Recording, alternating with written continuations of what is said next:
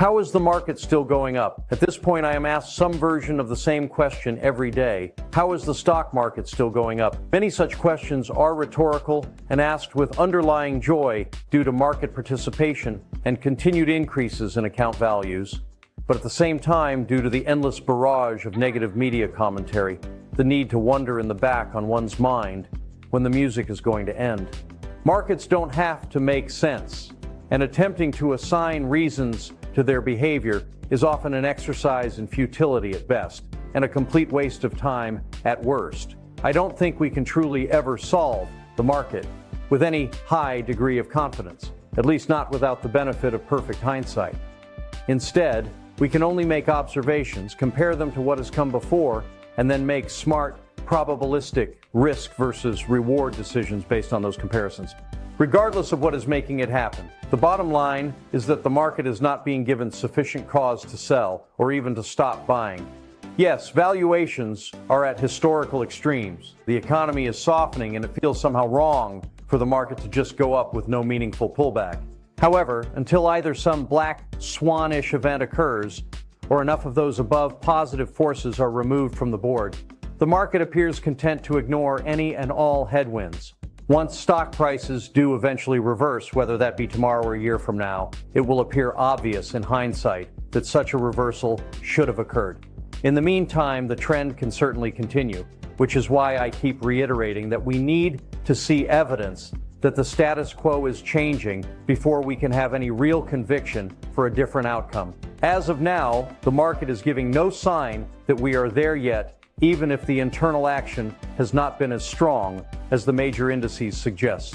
The S&P 500 has been positive 16 out of 24 sessions since the start of September. I focus on this as I have been saying that September has a tendency to be the worst month of the year, and this clearly was not what we just experienced. Void of a black swan event of some type, what makes the market especially vulnerable to a long-term decline is the potential for reallocation if investors start to realize that buying a dip is no longer the winning strategy that it has been since the secular bottom of 2009. While respecting the global market uptrend, our concerns have included the high complacency reflected by sentiment indicators, the lack of confirmation evident in our breadth indicators, and the negative cyclical influences indicated by the August and September tendencies of the 1-year and 4-year cycles I often quote.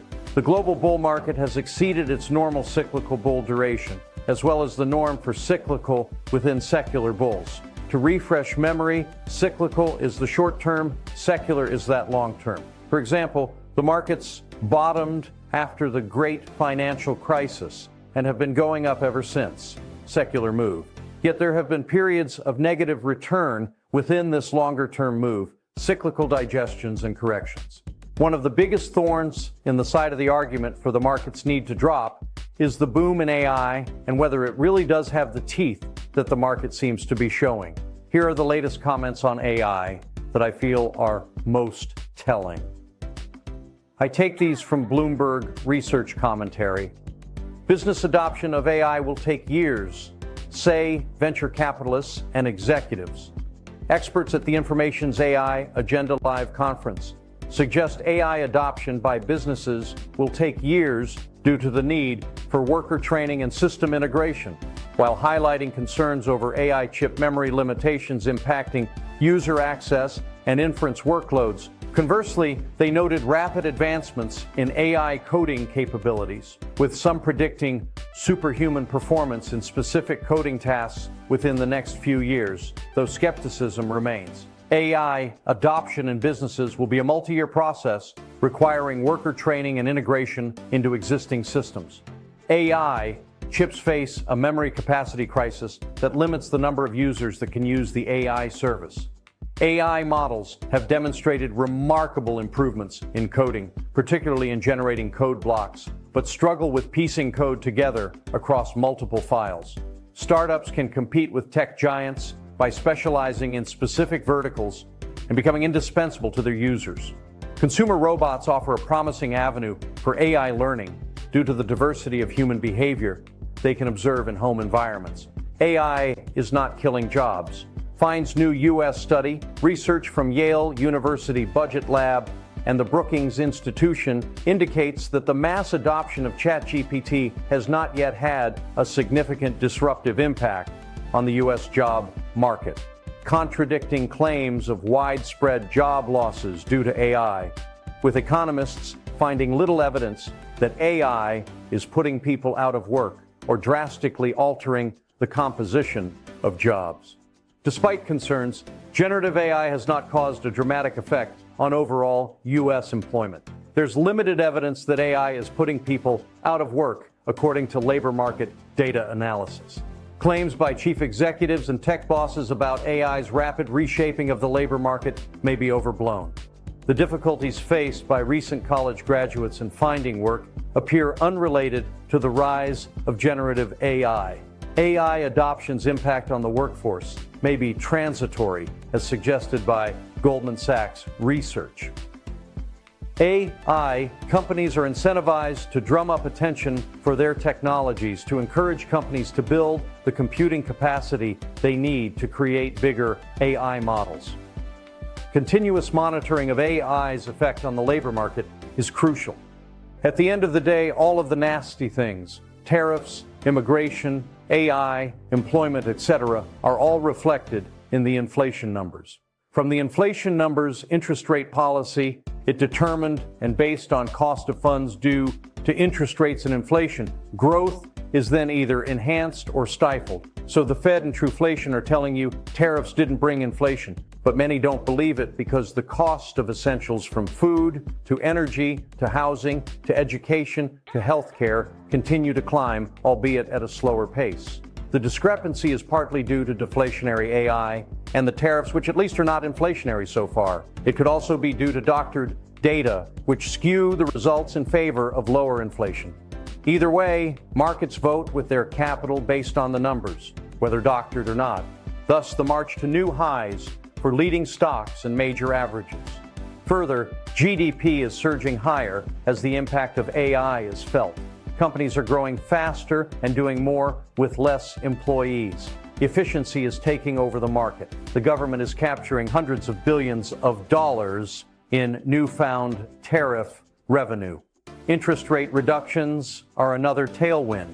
In the words of William O'Neill, never argue with the market. At the beginning of September, there was a fascinating interview with Liz Everett, head of Bank of America's Institute, which analyzes B of A's proprietary data to track real-time economic trends. U.S. consumers are saving, spending, and paying off credit card debt, all at a pace exceeding the pre-pandemic era. Higher income consumers who drive more than half of U.S. spending are especially well off and eager to spend, due in part to outsized wage and stock market gains in recent years. Since 70% of GDP is based on consumption, this is super important. What the Institute revealed that was truly shocking was that both middle and lower income households have grown their check and savings deposits by more than 50% since 2019 on a nominal basis. The government shutdown started on Wednesday at 12:01 a.m. Eastern Time, and this means that we will not be getting data from BLS or any agency until the shutdown is over. But we think this is a sidebar issue, and probabilities heavily favor stocks strong from October to December this year. In fact, according to Thomas Lee of Fundstrat, he sees S&P 500 reaching at least 7,000 by year end and maybe higher. The government shutdown lasted 35 days in December 2018, and this would be a long stretch. In fact, it would be so long, the Fed would not have any new data for its October FOMC rate decision, October 29th, and most likely would have to rely on the August jobs report, weak, and then ADP last week. This would be dovish because the Fed would have to act with caution. After all, the economy suffers from a shutdown, from lost activity, so this would be a reason for the Fed to lean dovish on its next rate decision. The ADP report was soft, and what was notable in our view, it fell month over month, and the year-over-year pace is settling in at 6.6%. So this hardly paints a picture of a strong jobs market. I would not lean bearish because of shutdowns. Shutdowns have rarely created lasting impacts on equities, as I explained in Friday's special report. So if stocks are down, we would be dip buyers. This is something to be mindful of, as we may hear of dire warnings of calamity because of the shutdown. But more importantly, we are entering the strong seasonal period, fourth quarter, and this means stocks higher. Since 1950, October to December, median gain plus 4.9%. This implies S&P 507,050. Win ratio 81%. Fed cut in September, like 1998 and 2024. Average gain 1998 to 2024 plus 13.8%.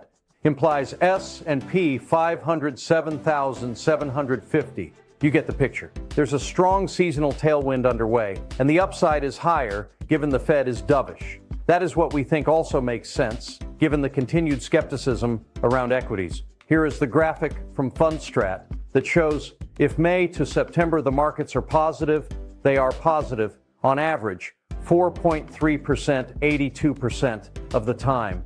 If we are to look at this period when there are rate cuts and the market was positive, the last part of the year, the market was up 13.8% and up 100% of the time. Wow. S&P 500 ends September unscathed. The S&P 500 got through the scary month of September with its uptrend well intact. Dips continue to be minor and have been contained above notable prior lows throughout this rally. With no real support, falling, it isn't providing much reason at all for most to sell.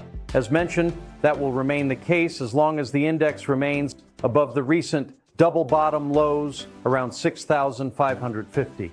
A break of that support would be cause to be more defensive, though even returning back down towards 6,000 seems speculative given how minimal downside has been lately. Now entering best 3 months of the year, especially in bullish years. Coming into the month, a lot was made of the fact that September has historically been the worst month of the year for stocks. The market has been down 55% of the time in September since 1928. But that also means it has been up 45% of the time.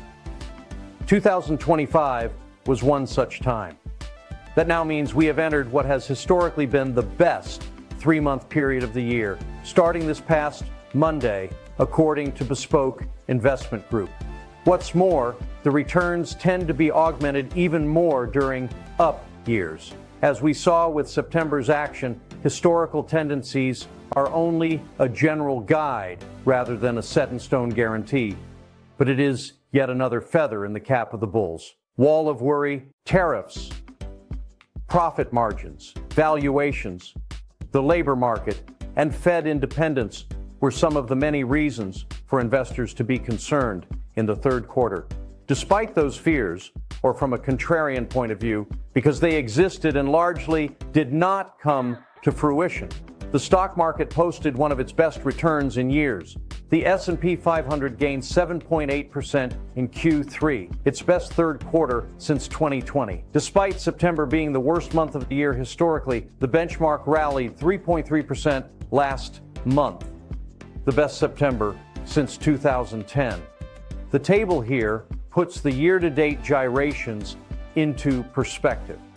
This is only the 10th time since 1929 that the S&P 500 has endured a 10% correction and is up at least 10% through Q3. The previous 9 times, the S&P 500 rose every time in Q4 by a median or 7.5% versus an average of 2.7% for all fourth quarters. The message is that reversals have carried positive momentum through year-end. Overvalued markets? Many are complaining that the market of today is totally overvalued and hence in a bubble type of situation. Today's market is not the dot-com market of the 90s, not just because companies hold a lot more actual value, but also because their balance sheets carry less leverage, much like the consumer, as evidenced by the Bank of America study referenced earlier in this note. Most debt is long-term and fixed, and over 60% of the S&P 500 is rated high quality compared to less than 50% 2 decades ago. Today's multiples are the new normal. Further, dating back to 1928, the S&P 500 has notched a positive fourth quarter 74% of the time, averaging a 2.9% gain. The NASDAQ 100 performs even better, up more than 6% on average. We also have the tailwind of rate cuts. The Fed cutting against a backdrop of broadening and accelerating profits spurs EPS and GDP growth.